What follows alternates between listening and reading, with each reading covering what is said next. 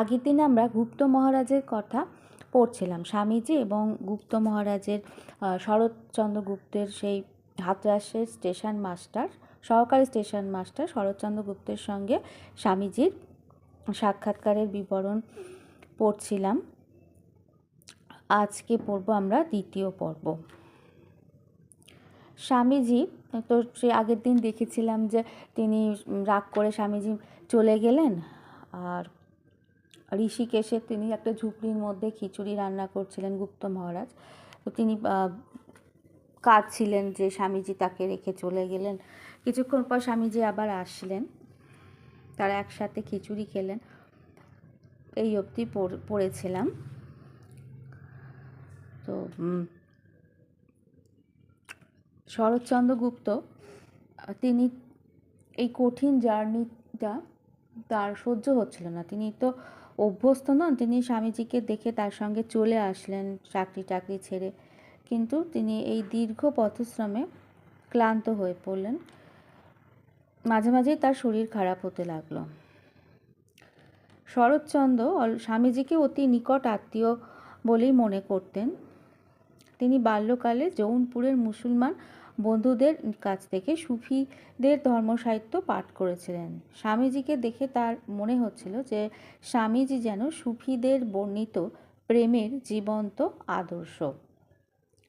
সন্ন্যাসীর সুকঠোর জীবন গৃহসুখে অভ্যস্ত শরৎচন্দ্রের পক্ষে সহ্য করা প্রথম দিকে ছিল খুব কঠিন, কিন্তু স্বামীজি তাকে সবসময় রক্ষা করতেন। একদিন পাহাড়ে ঘুরে তার শরীর নিতান্ত ক্লান্ত ও অবসন্ন হয়ে পড়ল। সেদিন নিশ্চিন্ত তিনি মরে যেতেন। শরৎচন্দ্র গুপ্ত বলেছিলেন যে সেদিন নিশ্চিত আমি মরিতাম, কিন্তু স্বামীজির কি স্নেহ! তিনি আমায় ধরিয়া ধরিয়া কত দূর লইয়া গিয়া সেদিন আমার প্রাণ রক্ষা করিয়াছিলেন। আর একদিন একটি পার্বত্য নদী পার হইয়া যাইতে হইবে। আমরা একজনের নিকট হইতে একটি ঘোড়া জোগাড় করিয়া নদী পার হইবার চেষ্টা করিতে লাগিলাম। নদীটি অতিশয় বেগবতী ও তলদেশ মসৃণ উপলাচ্ছাদিত। পদস্খলন হইবার বিশেষ সম্ভাবনা। আর একবার পদস্খলন হইলে মৃত্যু অবধারিত। আমি ঘোটকের উপর যাইতে লাগিলাম। স্বামীজি সহিসের ন্যায় ঘোড়ার লাগাম ধরিয়া ধীরে ধীরে অগ্রসর হইতে লাগিলেন। মাঝে মাঝে 2-4 বার এমন হইল যে ভাবিলাম বুঝি ঘোড়া আর রাখা যায় না। অসম সাহসী ও স্নেহার্দ্র হৃদয় স্বামীজি নিজের জীবন বিপন্ন করিয়াও সেইভাবে ঘোড়া শুদ্ধ আমাকে পার করিলেন। কেমন করিয়া তাহার প্রেম ও ভালোবাসার বর্ণনা করিব? তিনি যেন প্রেমের অবতার ছিলেন। আর একবার আমার অত্যন্ত অসুখ হইয়াছিল। তিনি আমার সমুদায় জিনিসপত্র এমনকি জুতো জোড়াটা পর্যন্ত বহিয়া লইয়া গিয়াছিলেন। তাহার সঙ্গে থাকিলে মনে এতটা বল ও সাহস থাকিত যে মৃত্যুও তুচ্ছ বোধ হইত। একদিন পথে যাইতে যাইতে দেখা গেল এক স্থানে কতগুলি মানুষের অস্থি ও তাহার আশেপাশে গেরুয়া কাপড়ের টুকরো পড়িয়া রহিয়াছে। স্বামীজি এগুলির দিকে অঙ্গুলি নির্দেশ করিয়া বলিলেন, সদানন্দ, দেখো, এখানে একজন সন্ন্যাসীকে বাঘে মারিয়াছে। ভয় হচ্ছে? আমি উত্তর করিলাম, আপনি সঙ্গে থাকিলে কিসের ভয়? ঋষিকেশের দুজনের জীবন সাধারণ সন্ন্যাসীর জীবন, ভজন, ভ্রমণ, ধ্যান ধারণা। স্বামীজির আরও উত্তরে কেদারবদ্রী যাওয়ার ইচ্ছে হলো, কিন্তু যেতে পারলেন না। শরৎচন্দ্র আবার অসুস্থ হয়ে পড়লেন। তার মাঝে মাঝে ম্যালেরিয়ার জ্বর আসতো। শরৎচন্দ্রকে নিয়ে তখন স্বামীজি আবার হাতরাসে ফিরে এলেন। হাতরাসে এসে স্বামীজিও জ্বরে পড়লেন। দুজনে যখন ফিরলেন, স্থানীয় লোকেরা খুব আনন্দ করতে লাগলো। স্বামীজি সুস্থ হলে আবার সেই পুরনো দিনগুলি ফিরে আসবে তারা ভাবছিলেন। জনৈক স্থানীয় মানুষ তখন বরানগর মঠে চিঠি লিখে স্বামীজির অসুস্থতার কথা জানিয়ে দিলেন। কয়েকদিন পরে মঠ থেকে গুরু ভ্রাতাদের চিঠি এলো। ফিরে আসার অনুরোধ জানিয়ে তারা চিঠি লিখেছেন।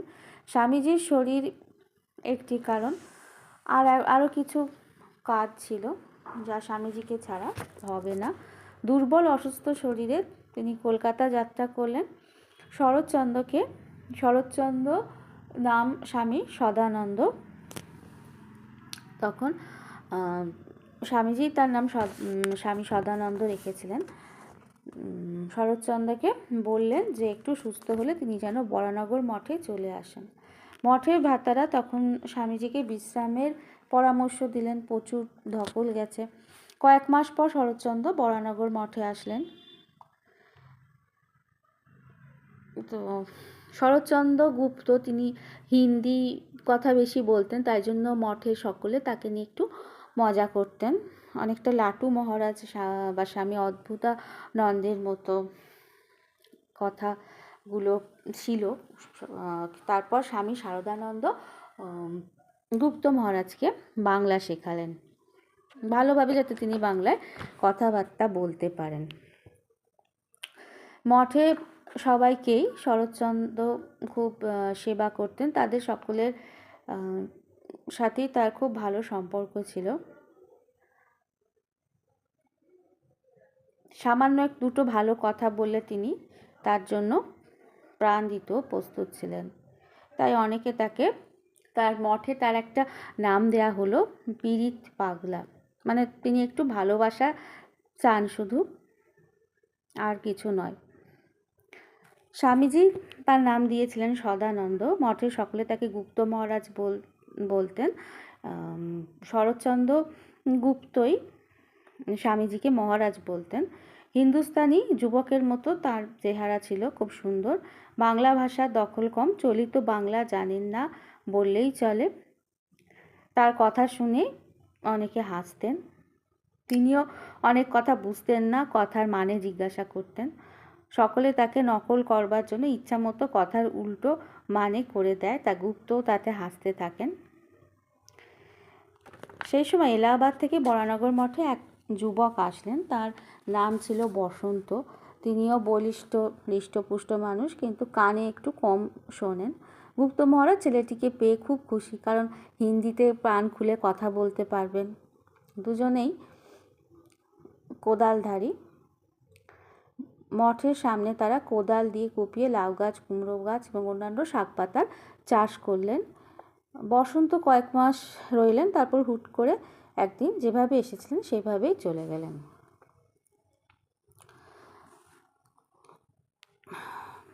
1890-এর প্রথম দিকে স্বামীজি পওহারি বাবার ওখানে ছিলেন, গাজীপুরে কিছুদিন ছিলেন। পওহারি বাবা কে দেখেছেন, তার সঙ্গ করেছেন।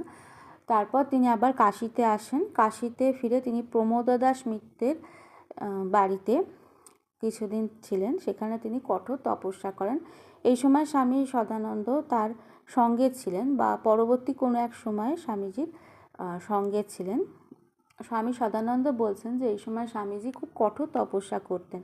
তিনি এই সময় খুব উচ্চ রাজ্যে থাকতেন, তাকে দেখে মনে হতো তার আত্মা যেন শরীর ছেড়ে বাইরে কোথাও চলে গেছে, এবং স্বামীজি এক গভীর ভাবরাজ্যে বিচরণ করতেন। তার চোখ মুখের অবস্থাই অন্যরকম হয়ে গেছিল, তার সঙ্গে কথা বলতেও তিনি সংকোচ বোধ করতেন। স্বামীজি প্রচুর জপ করতেন এই সময়। তারপর স্বামী অভেদানন্দের প্রসঙ্গ আসছে। 1890-এর মার্চ মাসে স্বামী অভেদানন্দ ঋষিকেশ থেকে আসলেন। তিনিও অসুস্থ শরীরে আসলেন স্বামীজির কাছে। স্বামীজি কাশীতে তার থাকার ব্যবস্থা করলেন, তার চিকিৎসার সব ব্যবস্থা করলেন, কিন্তু তাকে কলকাতায় ফিরে যেতে হলো। স্বামীজিকে কলকাতায় ফিরে যেতে হলো কারণ বলরাম বসু হঠাৎ তিনি শরীর ত্যাগ করেছেন, সেই খবর পেয়ে স্বামীজি কলকাতায় চলে আসলেন। এবং অভেদানন্দ ছিলেন কাশীতে। তার সঙ্গে অভেদানন্দকে দেখার জন্য কলকাতা থেকে স্বামী শারদানন্দ আসলেন, এবং শারদানন্দের সঙ্গে স্বামী সদানন্দ আসলেন। তারা দুজনে মিলে অভেদানন্দকে অনেক সেবা শুশ্রূষা করে পায়ে সারিয়ে তুললেন। এই সময় তারা বংশী দত্তের বাগান বাড়িতে থাকতেন। তারপর অভেদানন্দ যখন সুস্থ হলেন, তিনি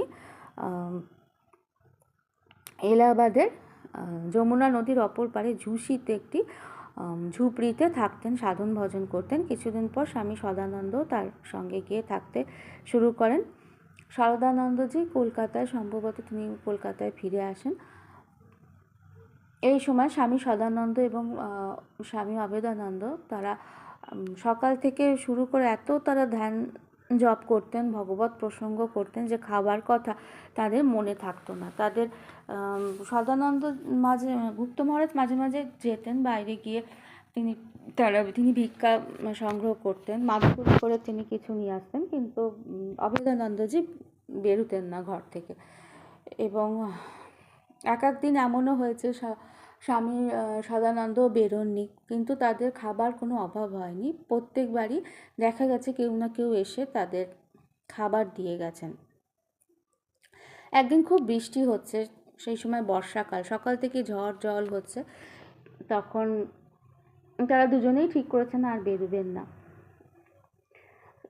পাশের ঝুপড়িতে একজন নানকপন্থী সাধু থাকতেন। তিনি বলছিলেন যে তোমরা তাড়াতাড়ি যাও, আজকে তো ঝড় জল হচ্ছে, আজকে তাড়াতাড়ি মাদুকরি করে এসো। কিন্তু তারা দুজনে বললেন যে আজ তারা বেরোবেন না, ঠাকুরের ওপর ভরসা করে থাকবেন। তারা দুজনে জপ ধ্যান করতে লাগলেন, নানান সৎপ্রসঙ্গে সময় কাটাতে লাগলেন। এমন সময় দেখা গেল যে একজন ভদ্রলোক, বাঙালি ভদ্রলোক, তিনি একজন পরিচারকের মাথায় ঝুড়িতে ফল টল নিয়ে দেখা করতে এসেছেন। একজন পরিচারক তার মাথার ঝুড়ি করে প্রচুর ফল খাবার টাবার নিয়ে এসছেন। অভেদানন্দজি দেখে চিনতে পারলেন যিনি বরানগর তাদের মঠের কাছেই থাকেন, মৈত্য মশাইকে দেখে বললেন যে আপনি মৈত্য মশাই বললেন যে আমি এখানে এসে শুনেছি যে কালী তপস্বী বলে একজন এসেছেন, তার সঙ্গে আর একজন আছেন, আমার মনে হলো যে তুমিই এসেছো। অভেদানন্দজির নাম ছিল কালী তপস্বী, অনেকে তাকে কালী তপস্বী বা কালী বেদান্তি বলতেন। অভেদানন্দজিরও খুব ভালো লাগলো তা মৈত্রমশাইয়ের সঙ্গে দেখা করে, এবং সেই নানকপন্থী সাধু সেখানে উপস্থিত ছিলেন। তিনিও খুব অবাক হলেন, তাকেও খাবারের ভাগ দেওয়া হলো। মৈত্রমশাই বললেন যে তিনি সাধু দর্শন করতে আসছেন, তাই তিনি ফল টল কিনে আসছিলেন, কারণ শাস্ত্রে আছে যে সাধু দর্শন করতে গেলে কিছু নিয়ে যেতে হয়, খালি হাতে যেতে নেই। নানকপন্থী সাধু খুব অবাক হয়ে গেলেন সকল দৃশ্য দেখে, তাকেও ফলমূলের ভাগ, মিষ্টান্নের ভাগ দেওয়া হলো। তিনি আশ্চর্য ঘটনা দেখে নিজের ঝুপড়িতে, খুব প্রসন্ন মনে তিনি নিজের ঝুপড়িতে ফিরে গেলেন। কারণ গীতায় যে ঠাকুর শ্রীকৃষ্ণ বলছেন যে যে আমার চিন্তা করে তার ব্যবস্থা আমি করি, তাকে নিজে থেকে কিছু সংগ্রহ করতে হয় না, তার খাবার আমি জোগাই। সেই জিনিসটা, সেই ঘটনার প্রত্যক্ষ প্রমাণ পেয়ে নানকপন্থী সাধু খুব সন্তুষ্ট চিত্তে তিনিও নিজের মনে জোর পেলেন, তিনি নিজের ঝুপড়িতে ফিরে গেলেন। এবং অভেদানন্দজি তখন সদানন্দজিকে বললেন, দেখো আমাদের ঠাকুর শ্রীরামকৃষ্ণ এমনই, সর্বদা তার কল্যাণ হস্ত আমাদের মাথার ওপর আছে এবং তিনি আমাদের সব সময় রক্ষা করে চলেছেন। স্বামী সদানন্দজিও তখন দুই হাত নিজের মাথার ওপর রেখে বললেন, জয় শ্রীরামকৃষ্ণ। আমরাও বলছি জয় ঠাকুর শ্রীরামকৃষ্ণের জয়, সবার প্রত্যেকের জয় হোক।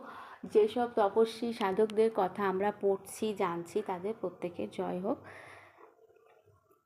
দিব্যতয়ী জয় হোক, অভেদানন্দজির জয় হোক, গুপ্ত মহারাজের জয় হোক। ভালো থাকবেন সকলে, জাগরণের পাশে থাকবেন।